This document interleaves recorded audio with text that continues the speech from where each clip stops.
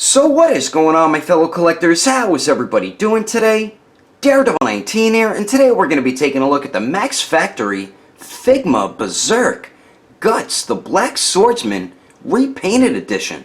So let's get into it right away and start off with the box. So we do get a basic style box when it comes to Figma. So we do get the one right there on the front of the box. On the top says Max Factory. I don't see Good Smile Company anywhere on the box, so I'm not really sure if they made the figure or not. But then we do also get the warning blah blah blah on the top there. Then on the bottom says Figma Max Factory, product number 359, Guts Black Swordsman version Repaint Edition Berserk. And I believe in Japanese that does say Berserk, but I'm not entirely sure of that. And then here is the bottom of the box with a very cool image of Guts there. And then here is the top of it, same thing as the bottom. And then here is the one side of the box with another badass image of Guts. And then the other side of the box, of course, does have another image of the figure there. And then the back of it does show a bunch of cool poses you can get the figure into, along with some of the accessories. But anyway, that is the packaging. Let's get this figure open to take a closer look at one of the most badass characters ever created from anything. Alrighty, taking a closer detailed look, and whoever made this, I believe Max Factory, they really did a beautiful job with the detail on this figure. The paint looks fantastic all throughout it, and the sculpt just looks dope all throughout the figure. The face sculpt, I think, does look like Guts there. They did a good job around the eye. They added like a little bit of shading around the nose and the chin and stuff, so I think that looks pretty cool. The eyebrows turned out good. We do have his scar across his nose right there, and then we do have his damaged or eyeless right eye, and you have to watch the anime to find out how that happens. The ears look pretty good, and the hair looks good too. It does look like how his hair does. Very nice sculpt all throughout it. I don't believe there's any shading in it, unless I'm blind. But they did a good job all throughout the head sculpt. The neck looks pretty good too. We do get his brand right there that I believe Griffith gave him, or Femto is his name now. And I didn't even pick up on that at first, and I thought that was really cool little attention to detail that I didn't pick up on, but I really like that they added that on there, because it really wouldn't be complete if Guts didn't have that on there. And then his armor, I think, turned out great. They did a dope job with it. It looks like actual armor. And the armor on his shoulders, they added like this brown, very subtle brown shading on it. I kind of see it in certain spots on the torso, but you don't really see it that much on the torso. It's more on the armor on the shoulders there. But I like the tiny sculpt and paint detail on the side there, up on the shoulder, and then on the other side. Good job with that. Then we do get the strap, which actually is his sheath holster for his gigantic sword. But we do get like his little throwing spear knives right there. You can't remove them or anything. Same with the knife. That is a bit disappointing. I wish they would have included like some of these with the accessories. I wouldn't care if you couldn't remove them, but I wish the knife we could remove. But I do like how they put a real chain on it. It is hooked on here, so you can unhook it if you want, but it does wrap all the way to the back here. Then we do get this little strap looking piece which wraps around the blade of his sword, which I'll show you during the accessories. And then it is hooked on the top right there on that hook. And then we do get the strap continuing all the way to his belt there. And like I said, I do dig that they gave a real gold chain on that. Now for his arms, the shoulder armor I think looks dope, or the arm armor. They did a good job with the paint and sculpt. Like I said, there's some very subtle brown shading in it, and it looks dope. And then the arm that he still has, they did a good job with it. We do get some nice sculpted veins on there, nice sculpt work on the muscle definition, and I love the way the wrappings look around his right arm. I love the shading that they added in it and everything. I think that turned out really cool. And then the left side, we do get his like mechanical arm, the arm cannon, and I think they did a dope job with it. We do get some wrappings around the lower bicep and elbow right there, and they added nice shading in it. And then just all the mechanical pieces I think turned out pretty good. Very nice sculpt all throughout it, as you can see there. So good job on the upper half of Guts here. Now for the lower half on the waist, we do get the belt here, which has a ton of pouches, and then we have a old style cup on him as well.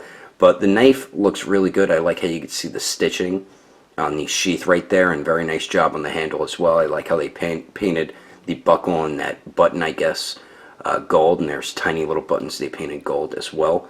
But the pouches look sick. Look at the tiny sculpt detail on the stitching, and they added a very subtle black wash on the sheath and on all the pouches right there, and it just turned out really nice.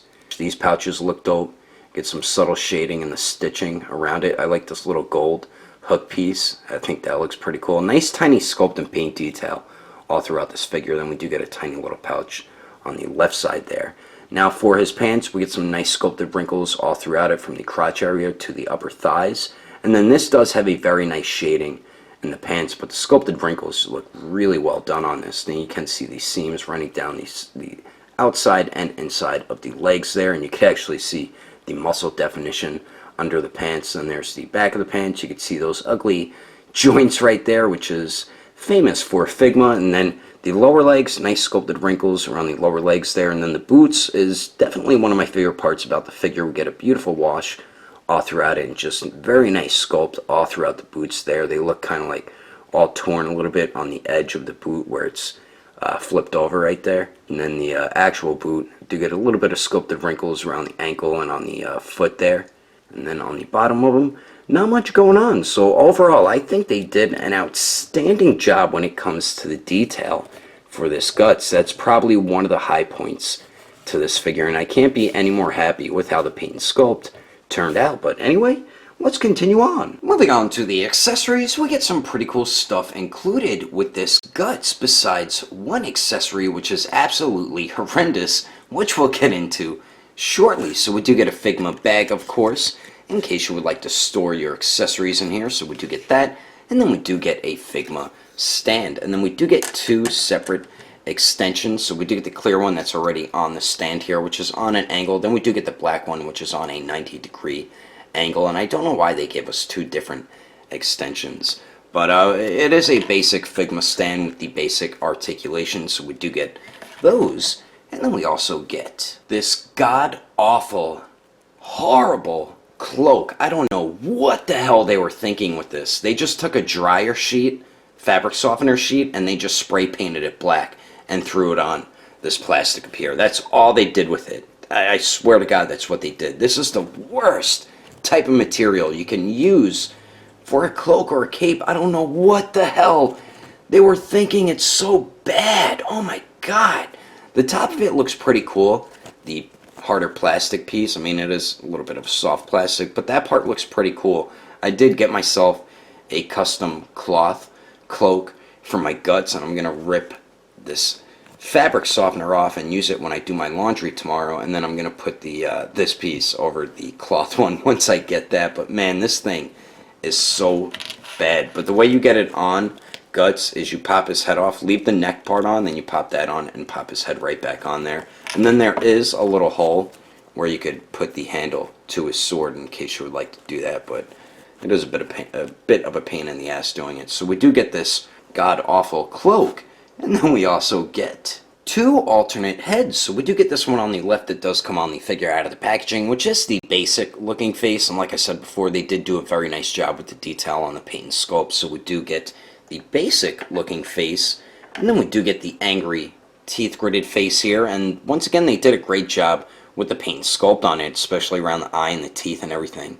Really great job on this one, and the hair looks pretty cool too. Very nice sculpt and paint all throughout it. And the way you interchange his heads is fairly simple. There's the peg right there. When you want to pop it on, just push it right onto the neck. And when you want to take it off, I would suggest hold down on the neck, because it will pop out sometimes with the head. So hold down on that and just pull up, and the head will pop right off. So we do get those two alternate heads. And then we also get his gigantic sword, the Dragon Slayer. And this is definitely my favorite accessory out of everything. I think they did a great job with the blade there. I like the way the silver paint looks, and then the black paint. Nice clean paint where the silver and the black meet on both sides right there. And I do like the texture on the black part of the blade. I think that looks pretty cool. And then on the other side, we do have this little loop, which I'll show you what that is for in a second. And then the handle looks dope too. I love the brown wash all throughout it. Nice sculpt and paint on that piece. And then the very end looks pretty cool too. And the way you get him to grip onto it with his gripping hands, you just unpeg the end, slide in the hand or hands, and then you just peg that right back on to get him to grip onto his sword. Simple as that. And the way you sheath or holster his sword here, you just unhook the chain on the back right there, and then that little loop right there, you hook that on the hook like so, and then you take the chain and hook the chain back up like so, and then there you go. As simple as that. Make sure the brown piece is wrapped around it like that. But the only thing, it kind of sheaths like this. It's supposed to be on an angle, so you got to kind of rest it on the back of his boot if you can get it right. But that's the only thing that kind of sucks about it when you sheath his sword. So we do get the Dragon Slayer, and then we finally get 9 interchangeable hands. So we do get these 8 hands here, and they do come on a hand rack, which you usually get with all Figma figures, but we do get his regular hands on the top, then we do get the mechanical hands on the bottom. So we do get a pair of fists right there, and very nice sculpt and paint all throughout them, especially on his regular hands with the wrappings. I do love the brown wash that they added on the wrappings there. Then we do get a pair of regular gripping hands for his sword. Very nice detail on those. Then we do get another pair of gripping hands where he's holding the sword on an angle, so I do like that they included those hands. And then finally we get some open hands, and very nice paint and sculpt on those as well. Just be careful with these hands, because these type of hands tend to break with the pegs, so I would just be extra careful with those. And some of his gripping hands do get a little loose because his sword is heavy, so you do have to be wary of that as well. So we do get those 8 interchangeable hands. Then we do get another left mechanical hand, and this is meant for him to shoot his arm cannon. So you just peg that right into his left arm right there, and then you have him shooting the arm cannon, which is one of my favorite add-ons or accessories that they included with Guts here. But my one complaint is they didn't include his crossbow with his mechanical arm, and he uses his crossbow so much in the series, so I don't know why they only just gave us the cannon and not the crossbow as well. So those are all the accessories included with Guts. Let's keep moving on with the rest of the review, shall we? Now for the height of the Black Swordsman. To the top of his head, it looks like he stands around 6 inches and 1/4 of an inch tall.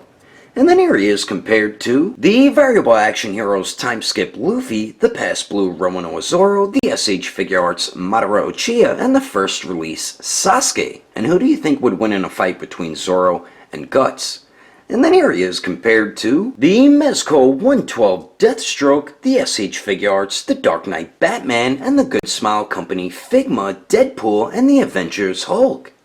And then here he is compared to the SH Figure Arts Awakened Warrior Super Saiyan Goku and the Mezco 112 Deadpool. And with some quick comparisons, let's keep moving on with the rest of the review. So now for the articulation, some points are really good while other points are just really bad, and I know it is an older figure, so you can't really rip on them too much about this figure since it is just pretty much a repaint. But one thing I do want to mention, since there is a lot of painted parts, when you articulate the figure you have to be careful because you will cause paint rub, so just be extra careful when you articulate the figure. But we do have 2 joints at the neck, so the upper neck joint, Guts can only look up a tiny bit. He does look down much better with that joint. Then we do get some very minimal pivot at the upper neck there. You really can't even tell, but it is there. And then we do get a tiny bit of swivel. The lower neck does go forward and back a really good amount, much better than the upper neck. So with both joints, he does pretty much look all the way down, and both joints he does look up much better. Then we do get some really nice pivot at the lower neck, and then of course it does swivel. So using both the neck joints, you do get some nice articulation there. Then we do get a point of articulation at the waist here, so Guts can only crunch forward about that much, and then goes to the back a decent amount, and then we do get just a little bit of pivot there, not much though, and then it does swivel. Now for the arms here, one complaint that I do have with the upper arm articulation is you really can't get them in the best double-handed sword poses. This is pretty much the only pose you're going to be able to get them in, gripping onto the sword with both hands. So that is a minor complaint I do have with the figure. But we do have a nice shoulder joint here, so you can get the arm in a little bit of a circular motion. I do like that point of articulation. And then the arms do go out to the sides, a little less than 90 degrees. The right one even goes, whoops, rip the entire arm off. The right one even goes out less. I don't know why. I'm guessing because the harness or the strap right here for the holster is hindering it even more with the armor on there. So I feel like that one doesn't go out to the side as much as the left one. But then the arms do go up and down, no bicep swivel, so you will have to use it at the shoulder joint there. Then we do have a single jointed elbow that bends in a little more than 90 degrees. Then we also get a bit of a swivel where the joint connects into the bicep and where it connects into the forearm. And then the wrists here, these are the type of joints I hate with a passion. Worst wrist articulation ever created. I don't know who made this, but it's the worst wrist movement you'll ever have on a figure. It is just a hinge and then a peg that swivels where it connects into the arm right there. So really bad wrist articulation. Can't really complain about it too much because, like I said, it is an older figure. I do wish they would have updated it, but it is a repaint, so I don't think they could touch anything on it besides the paint. Now for the legs here, I do have another issue with the legs. Once I move it around a little bit, it pops off the damn joint. Like, what kind of a dumb QC issue is that, man? Like, come on. I don't know if that's just going to be with my figure or if other people will have that issue as well. But the legs do kick forward a little less than 90 degrees, go to the back almost 45 degrees. Then doing these splits here, let's see how far the legs go out to the sides. Almost 90 degrees, so nice outward movement with the legs there. And then we do get swivel at the leg as well, but like I said, mine keeps coming off the joint, which is a bit of a pain in the ass. And then we do have a single jointed knee that bends back a little more than 90 degrees, and it does swivel just a tiny bit where it connects into the thigh, and then minimal swivel where it connects into the lower leg there. Then for the ankles here, they do swivel, and then the hinge movement for the up and down is just horrific. That is such bad up and down movement for a ankle joint, but we do get some very nice pivot there, and there is no toe hinge because I guess they didn't use it on their figures back then. So overall, like I said, some points of the articulation is really good, while other points are just really bad. But I mean, you're going to be able to get them in some decent guts-like poses, and I'm about to show you some of them right about now. But anyway, that is my review of the Figma Berserk Guts repainted version. Hope you enjoyed it. If I had to rate this figure between a 1 through 10, I'd have to give it an even 8. If you would like to know the price and where to buy this figure, I did get mine from Agelessgeeks, and you will be getting this in stock any day this upcoming week. And don't forget, when you do buy something from Agelessgeeks.com, to enter in codename Daredevil, and you will get yourself a 5% off discount. I will put more information in the description below. And if you would like to support the channel, don't forget to subscribe and click on that notification bell. And if you liked it, give it a thumbs up. If you didn't like it, just give it a thumbs up anyway, because action figures are awesome. But thanks for watching. I will see you later.